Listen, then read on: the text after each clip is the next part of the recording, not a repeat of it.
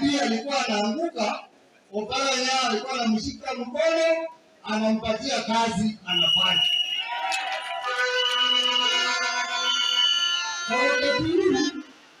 Wakati huu mimi nakumbuka tukiwa na mkutano kule Kisumu.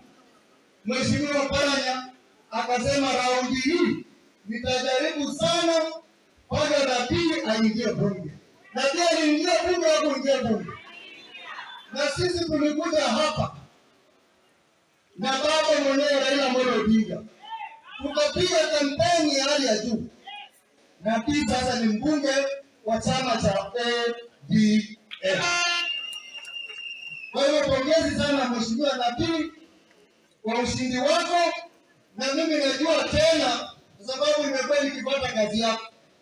Wewe utarudi tena kwa bunge kama mbunge muhula ya pili. Lakini mimi nataka kuambia nyota yako iko ndani ya chama cha ODM. Msitangane tunaenda kando kando. Wewe kwenda tu hapo. Wewe ukae bunge miwili hata mitatu kwenda mbele. Sinaongeza sawa? Jambo lingine. Unajua mimi nilisema tuambiane ukweli, sio? Na mimi Mheshimiwa Osotsi, mimi napenda ukweli. Mimi nimesikia wabunge wakisimama hapa wakisema mambo ya unity. Sisi viongozi tunapenda unity. Lakini wananchi wetu wa Luyha wako pamoja. Ukienda kule Luyha mahali na wakilisha watu, hakuna boma utakosa kupata mwanamke wa kabila lingine ambaye ameolewa. Unaenda unapata Kukusu yuko hapo, unapata Tachoni yuko hapo, unapata kila kabila. Hiyo ni umoja, si umoja? Hapa Lugari iko makabila yote 17 ya Waluhya. Mumesikia siku moja umepigana? Sasa viongozi, hii wimbo baada ya kura tunaanza wimbo wa Waluhya unity. Alafu tukikaribia kura yenyewe tunagawanyika. Wengine wanaenda huko, wanaenda huko. Hiyo mambo ya Luhya unity, hiyo ni wimbo wale wako wanatafuta matumbo zao. Na mimi unajua mimi nilisomea kompyuta na hesabu. Niwaambie hesabu? Niseme? Viongozi wetu wale tunategemea. Tuko na Mheshimiwa Spika yuko hapa. Mheshimiwa Oparanya yuko hapa. Mheshimiwa Mudavadi yuko. Hata nasikia mwingine anajitokeza mahali. Lakini muangalia ile kura tulipiga 2022. Mheshimiwa Mudavadi alileta wabunge 5 wa chama cha ANC. Hakuna senator, hakuna governor. Mheshimiwa Weta, Spika hapa na kuheshimu, alileta wabunge 6.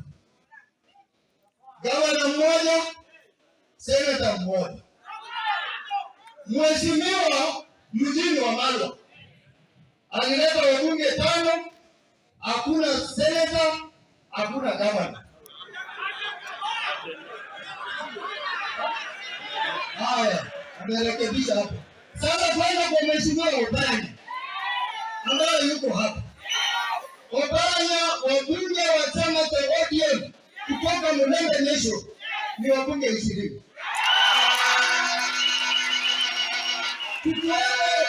Tuko hapa na Elati ambaye anatoka Nairobi. Kama ingekuwa Oparanya, ni Elati angepata hivi. Tuko na Timo Nyoni, tuko na Anado. Wote wako kwa hiyo hesabu ya watu 20. Hapa na magavana watatu. Baraza hapa akiwa mmoja wao. Hapa na seneta wawili. Huyo ambaye anaongea kwa Osotsi na Edwin Sifuna wanaelewa. Sasa wananchi mnataka hesabu gani?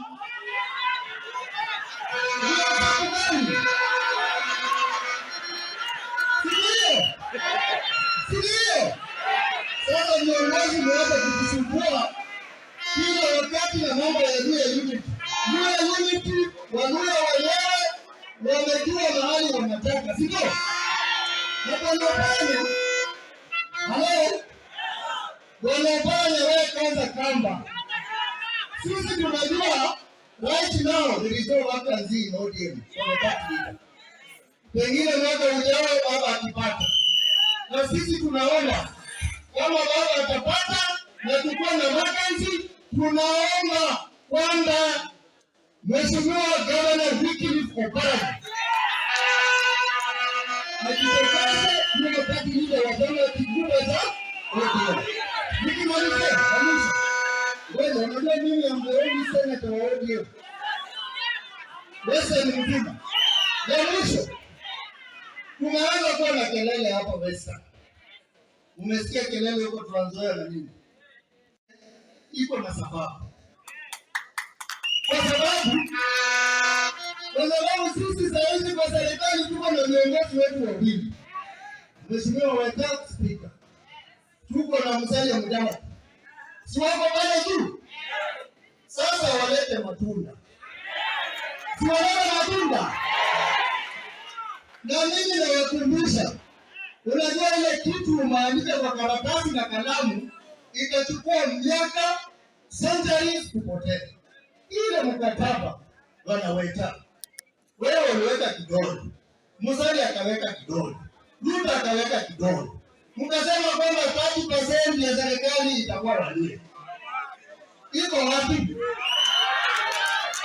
Ile mkataba ilisema watajenga barabara kilomita 1000. Iko hapa. Na mambo mengine ambayo iko hapa. Sasa hii kelele mkitaka iende chini, mfanyie wananchi lile mliahidi. Asanteni sana Mungu akubariki. Watu huku tumependa kama nasilia. Na mimi